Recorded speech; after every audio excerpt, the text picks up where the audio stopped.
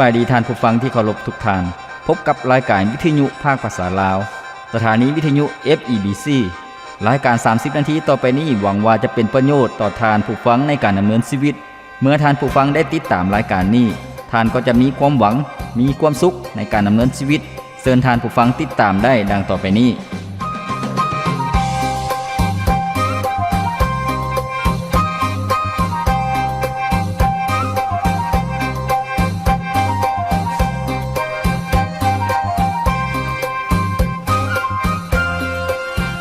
ผู้ฟังที่เคารพในมือที่ผ่านมาพวกเขาได้เรียนรู้ได้รับพระพรนำกันในหัวข้อที่บอกว่า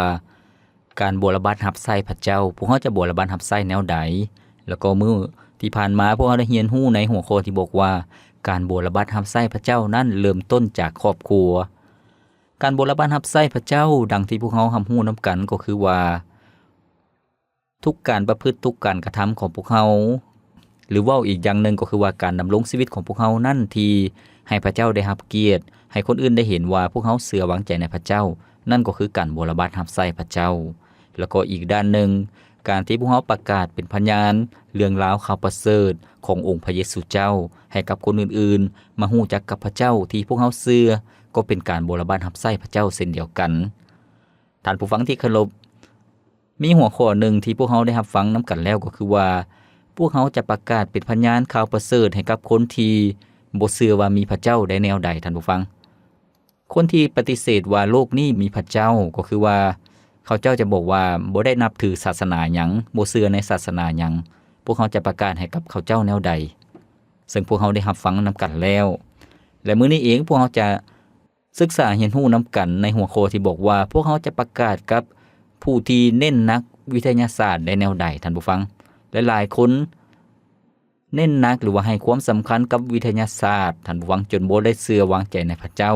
จนบ่ได้ยึดถือหรือว่าพึ่งพาพระเจ้าพวกเขาจะประกาศให้กับคนประเภทนี้ได้แนวใดซึ่งในสังคมในยุคสมัยนี้ก็มีหลายๆคนที่เน้นนักแล้วก็ให้วิทยาศาสตร์นั้นมาตัดสินในการดำเนินชีวิตท่านผู้ฟังหลายๆคนจะมีคำเว้าที่ยกแต่วิทยาศาสตร์ความทันสมัยมาอธิบายความจริงหรือว่าความหมายของชีวิตท่านผู้ฟังเขาเจ้ามีท่าทีแนวใดสิ่งทำอิฐก็คือว่าพวกเขาเห็นว่าวิทยาศาสตร์นั่นเป็นคำตอบที่สำคัญในชีวิตเป็นสิ่งที่ตัดสินชี้ขาดในชีวิตของเขาเจ้าเป็นความจริงเขาคิดว่าวิทยาศาสตร์นั้นเป็นความจริงสิ่งที่สองเขาเจ้าคิดว่าวิทยาศาสตร์นั้นเฮ็ดได้ทุกสิ่งทุกอย่างอธิบายได้ทุกสิ่งทุกอย่างท่านผู้ฟังเขาเจ้าจึงให้ความสำคัญกับวิทยาศาสตร์สิ่งที่3ก็คือว่าพวกเขาเจ้าเห็นว่าเรื่องความเชื่อนั่นเป็นสิ่งที่ขัดแย้งเป็นสิ่งที่กงกันข้ามกับหลักของวิทยาศาสตร์ท่านผู้ฟังดังนั้นจึงบ่แปลกใจคนที่ยึดถือวิทยาศาสตร์มาอธิบายในการดำเนินชีวิตหรือว่าความหมายของชีวิตเขาเจ้าก็คิดว่าสิ่งใดที่บ่สามารถจับต้องได้สิ่งใดที่บ่สามารถวัดแทกได้สิ่งนั้นบ่มีจริงท่านผู้ฟังนั่นก็คือทุกอย่างต้องพิสูจน์ได้นั่นแม่นความคิดหรือว่าทัศนคติของคนที่ยึดวิทยาศาสตร์ท่านผู้ฟังและพวกเฮาในฐานะผู้ที่เชื่อวางใจในองค์พระเยซูเจ้าที่พวกเฮาเชื่อว่าโลกนี้มีพระเจ้าพวกเฮาเป็นคริสเตียนพวกเฮาจะตอบสนองต่อคำเว้าของเขาเจ้าแนวใดท่านผู้ฟังสิ่งทำอิฐก็คือว่าหลักการวิทยาศาสตร์นั้นบ่แม่นคำสอนสัจธรรมความจริงที่เด็ดขาดหรือว่าเป็นสิ่งที่ตัดสินชี้ขาดอย่างแท้จริงท่านผู้ฟังเพราะว่าหยังเพราะว่าการค้นคว้าของวิทยาศาสตร์นั้นก็จะมีการค้นคว้าแล้วก็พบพ้อสิ่งใหม่ๆเกิดขึ้นอยู่เสมอทฤษฎีนั้นก็มีการเปลี่ยนแปลงเรื่อยๆทฤษฎีใหม่ก็มาล้มล้างหรือว่ามาลึบล้างทฤษฎีเก่าเรื่อยๆดังนั้นเป็นการชี้ให้พวกเราเห็นว่าวิทยาศาสตร์หรือว่าการค้นพบนั้นบ่แม่นเรื่องตายตัวบ่แม่นคำตอบสำหรับชีวิตของมนุษย์เฮาท่านผู้ฟังพวกเฮาจะเห็นว่าวิทยาศาสตร์ในสมัยก่อนที่คนเฮาเชื่อว่าโลกเฮานั้นเป็นจานแบนท่านผู้ฟังเป็นคือกันกับจานบ่ได้แม่นวงกลมแต่ว่าเมื่อมีการค้นคว้าค้นพบแล้วโลกเฮานั้นเป็นวงกลมหรือว่าเป็นวงมนท่านผู้ฟังแล้วก็การที่วิทยาศาสตร์เคยได้อธิบายว่ามนุษย์เฮานั้นเกิดมาจากวิวัฒนาการก็คือเกิดมาจากสนีคนท่านผู้ฟัง ที่มีการวิวัฒนาการหลายล้านปี จากอยู่ต้นไม้ก็มาอยู่หน้าดินแล้วก็มาอยู่ในถ้ำแล้วก็วิวัฒนาการ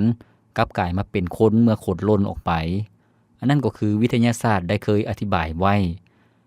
ท่านผู้ฟังที่เคารพเมื่อวิทยาศาสตร์มีความทันสมัย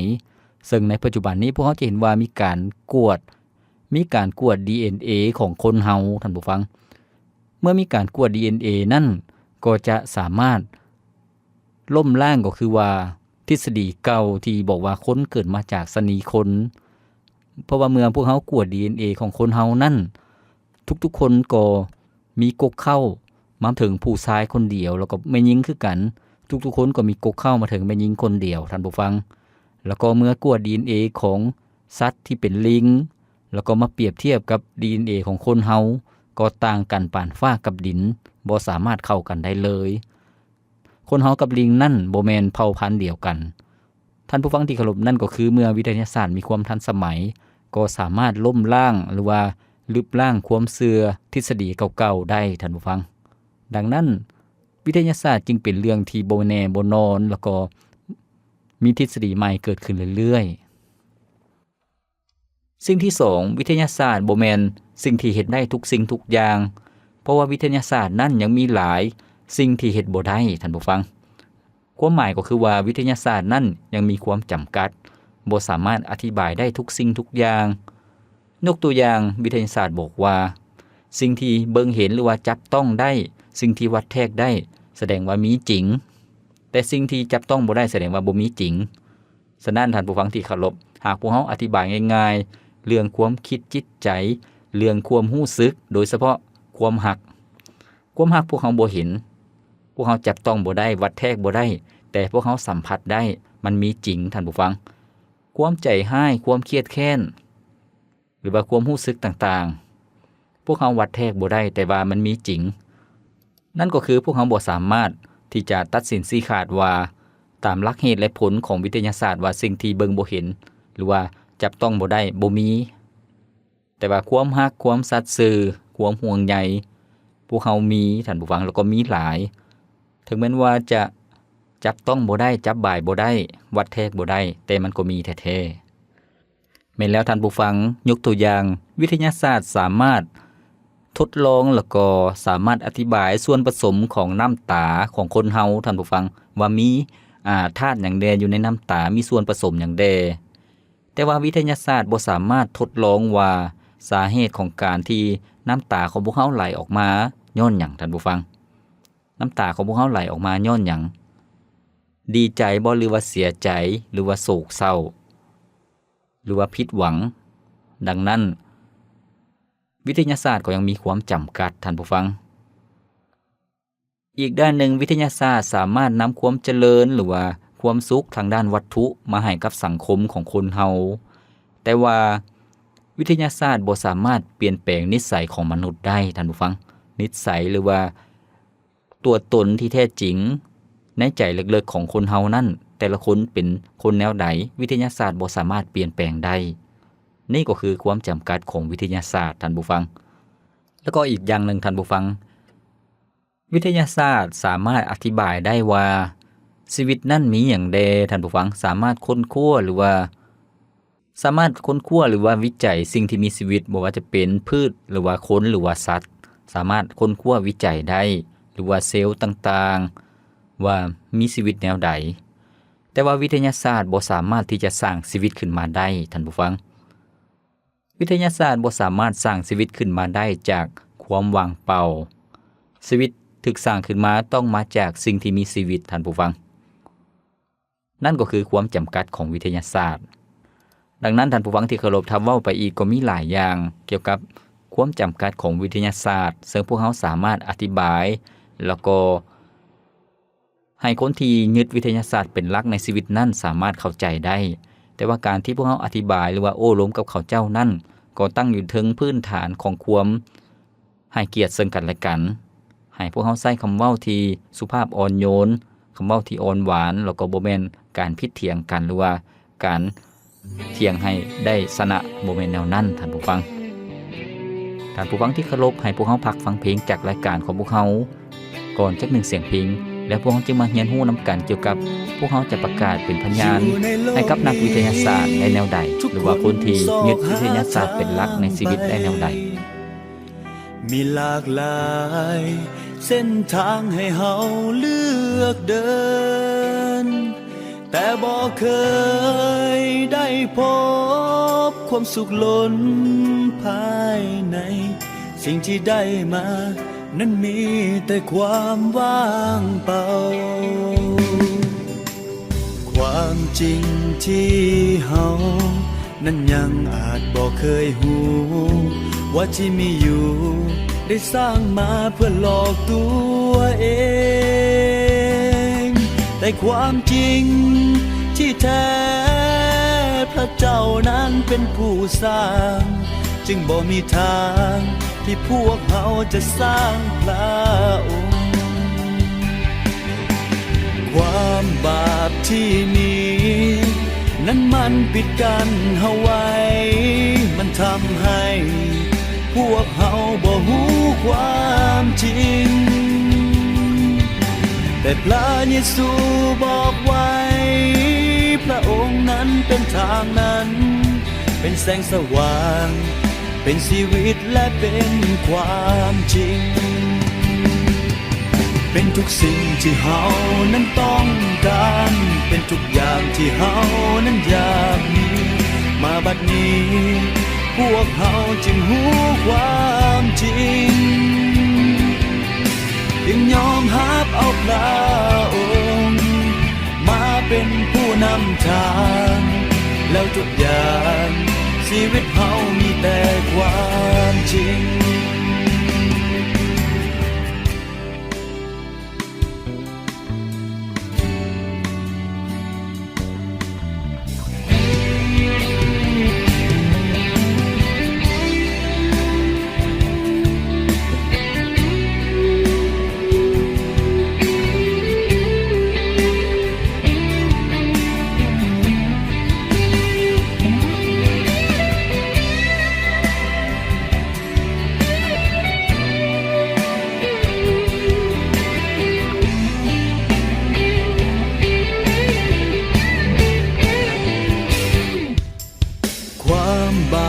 ที่มี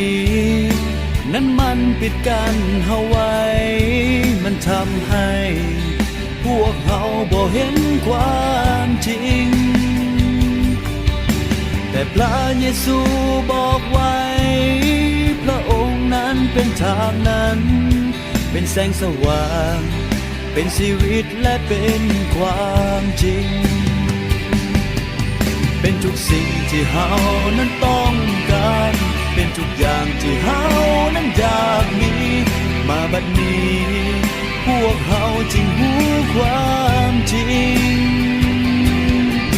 เพียงยอมรับเอาพระองค์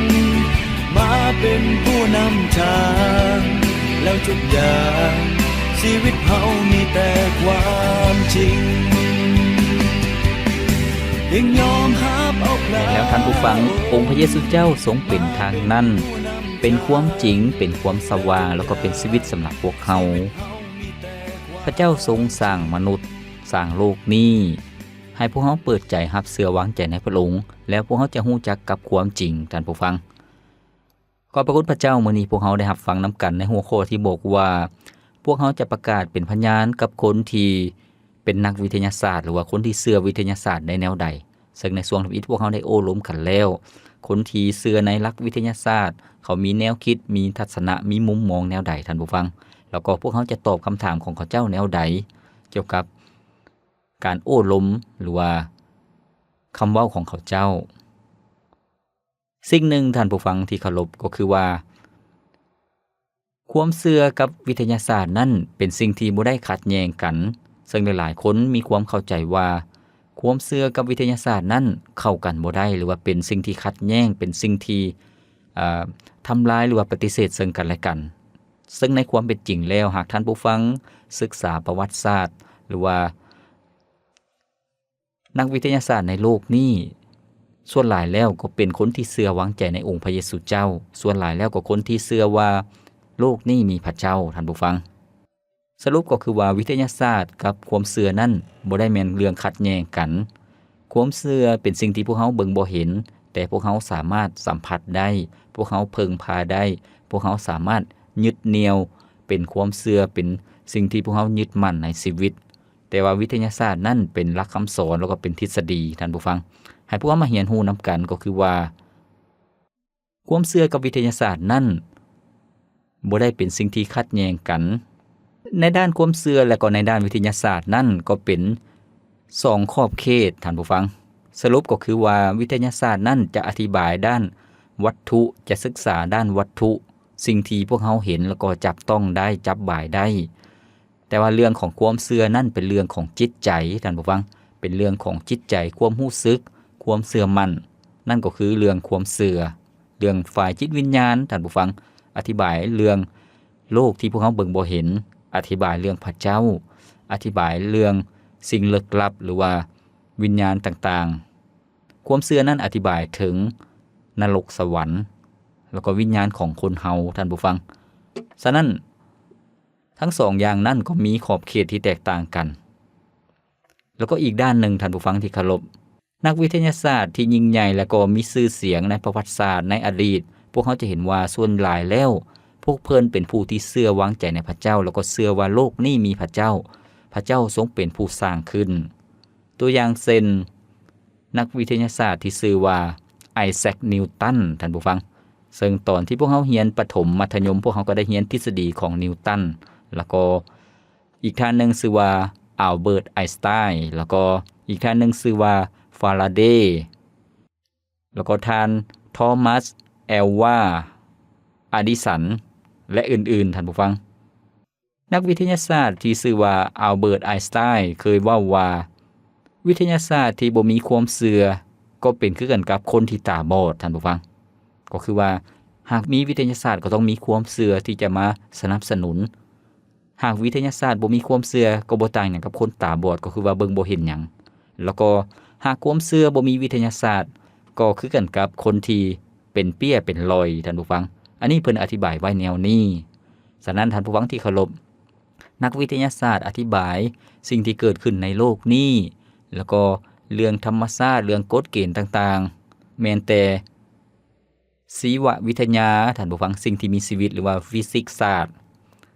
พวกเขาจะเห็นว่าส่วนหลายแล้วพระคิดธรรมคัมภีร์ได้บันทึกไว้ที่มาของโลกนี้แล้วก็สิ่งที่มีชีวิตต่างๆพระคัมภีร์ได้บันทึกไว้อย่างชัดเจนอีกอย่างหนึ่งท่านผู้ฟังตามสถิติมีการสำรวจนักวิทยาศาสตร์ที่มีชื่อเสียงส่วนหลายแล้วเชื่อวางใจในพระเจ้าท่านผู้ฟังซึ่งหากพวกเราเบิ่งในสถิตินักวิทยาศาสตร์มี286คนแล้วก็มี 92% ท่านผู้ฟังที่เชื่อว่ามีพระเจ้ามีเพียงแต่ 8% เท่านั้นที่เป็นบุคคลที่เชื่อว่าบ่มีพระเจ้าความหมายก็คือว่ามีนักวิทยาศาสตร์ที่เป็นคริสเตียนที่เชื่อว่ามีพระเจ้าแล้วก็มีนักวิทยาศาสตร์ที่เป็นคนยิวท่านผู้ฟังที่เชื่อว่ามีพระเจ้ามีเพียงแต่ 8% เท่านั้นที่เชื่อว่าบ่มีพระเจ้าฉะนั้นเป็นการยั่งยืนว่าวิทยาศาสตร์กับความเชื่อนั้นเป็นสิ่งที่สอดคล้องกันท่านผู้ฟังแล้วก็เป็นสิ่งที่สนับสนุนให้กันและกันท่านผู้ฟังที่เคารพให้พวกเรามาเรียนรู้วิธีการที่พวกเราจะประกาศเป็นพยานกับคนที่เป็นนักวิทยาศาสตร์หรือว่าคนที่เชื่อวิทยาศาสตร์พวกเขาจะประกาศเป็นพยานเรื่องข่าวประเสริฐของพระเจ้าให้กับเขาเจ้าได้แนวใดสิ่งทำอิฐก็คือว่าพวกเขาต้องนำเขาเจ้ามาถึงจุดเริ่มต้นของสรรพทุกสิ่งในจักรวาลนี้ในโลกนี้ว่ามันเกิดขึ้นได้แนวใดท่านผู้ฟังก็คือว่าพระเจ้าทรงเป็นจุดกำเนิดก็คือว่าพระองค์ทรงเป็นพระผู้สร้างจักรวาลนี้สร้างโลกนี้การเคลื่อนไหวต่างๆระบบวงโคจรต่างๆของดาราศาสตร์พระเจ้าทรงเป็นผู้ออกแบบพระองค์ทรงเป็นพระผู้สร้างซึ่งบรรดานักวิทยาศาสตร์ที่บ่เชื่อว่าพระเจ้าทรงเป็นพระผู้สร้างเขาเจ้าจะบ่ฮู้จักจุดเริ่มต้นของการเคลื่อนไหวหรือว่าการทรงสร้างครั้งทำอิฐเขาเจ้าจะอธิบายบ่ได้เขาเจ้าเพียงแต่คาดคะเนหรือว่าเป็นการเดาเอาท่านผู้ฟังเป็นการสมมุติเอาซึ่งบ่สามารถพิสูจน์ได้แต่ว่าพระคิดธรรมคัมภีร์ได้เปิดเผยให้พวกเราเห็นว่าพระเจ้าทรงสร้างโลกนี้6มื้อ พระองค์ทรงพักผ่อนในมื้อที่7ท่านผู้ฟังพระคำของพระเจ้าได้เปิดเผยให้พวกเราเห็นอย่างชัดเจนว่าพระเจ้าทรงเป็นพระผู้สร้างพระเจ้าทรงเป็นผู้ออกแบบท่านผู้ฟังซึ่งนักวิทยาศาสตร์อธิบายว่าการเคลื่อนไหวหรือว่าการเน่งติงท่านผู้ฟังการเน่งติงนั้นเริ่มต้นในแนวใดเริ่มทำอิฐคือพระเจ้าทรงเป็นพระผู้สร้างนักวิทยาศาสตร์นั้นอธิบายบ่ได้เรื่องนี้ท่านผู้ฟังที่เคารพเมื่อพวกเขากำลังโอ้ล้มกับคนที่เชื่อในวิทยาศาสตร์ให้พวกเขาใส่พระคำของพระเจ้าในพระกิตติธรรมคัมภีร์คือพระธรรมโรมบทที่1ข้อที่19ถึงข้อที่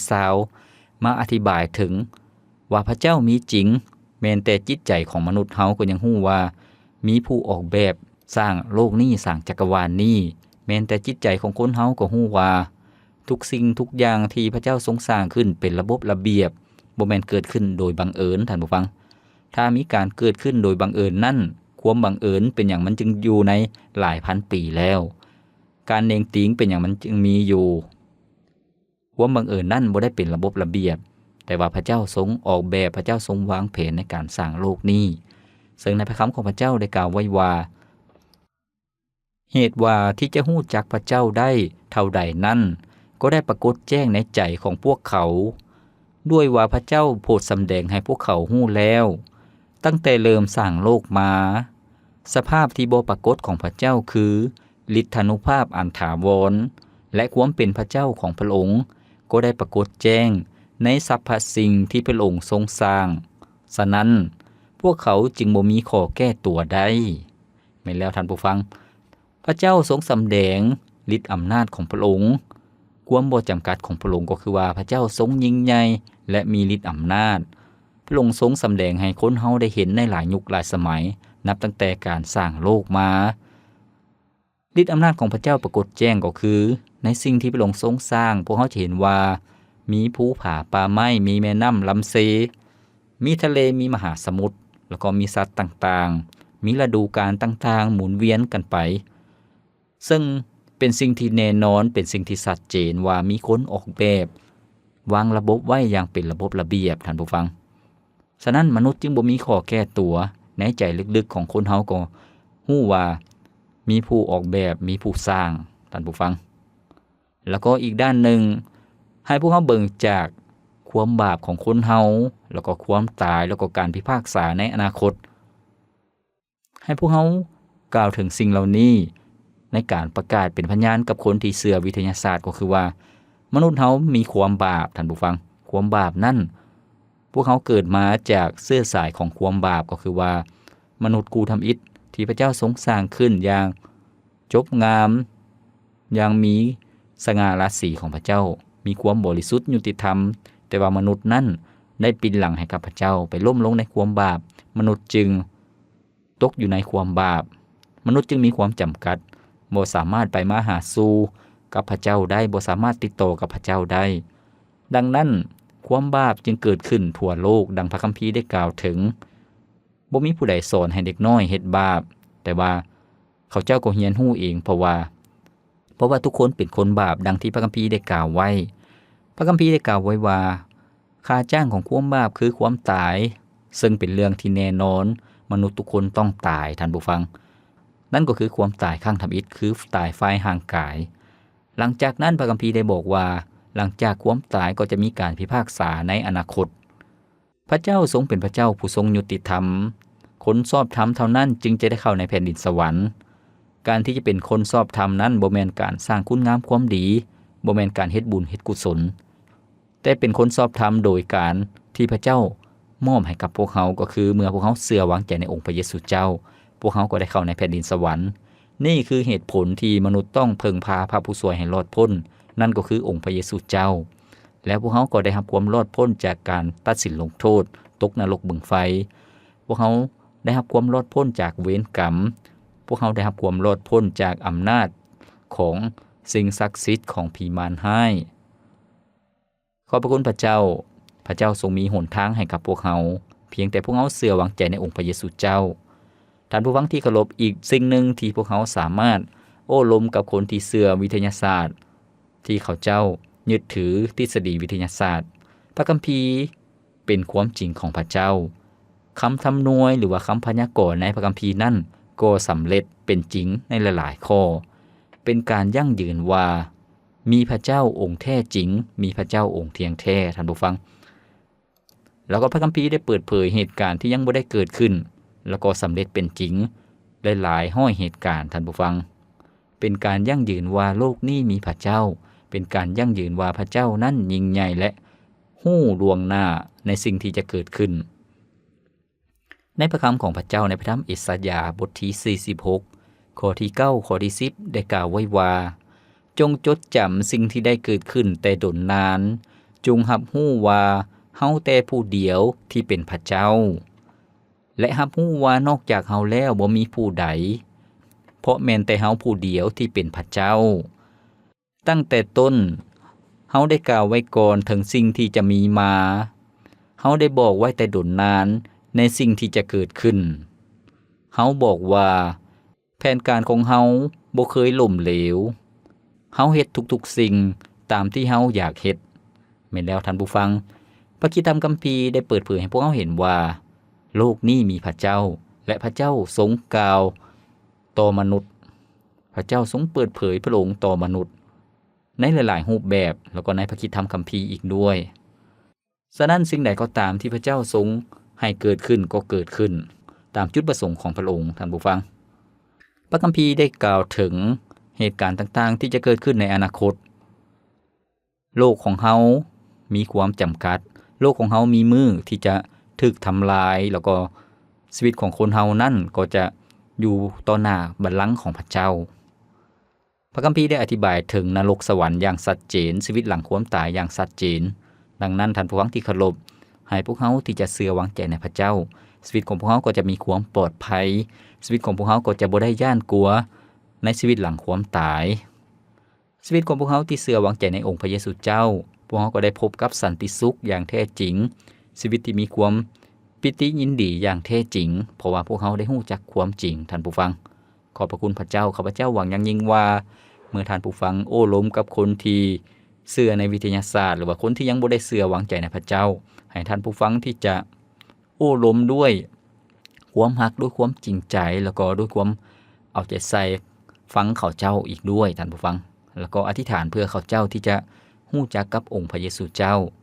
แล้วชีวิตของเขาเจ้านั้นจะมาถึงความจริงได้รับความรอดพ้นท่านผู้ฟังที่เคารพรายการของพวกเฮาดำเนินมาฮอดนี้ก็สิ้นสุดเพียงเท่านี้ข้าพเจ้าพรประเสริฐผู้ดำเนินรายการขอกล่าวคำว่าขอพระเจ้าอวยพรท่านผู้ฟังทุกท่านพบกันใหม่ในมื้อต่อไปสบายดี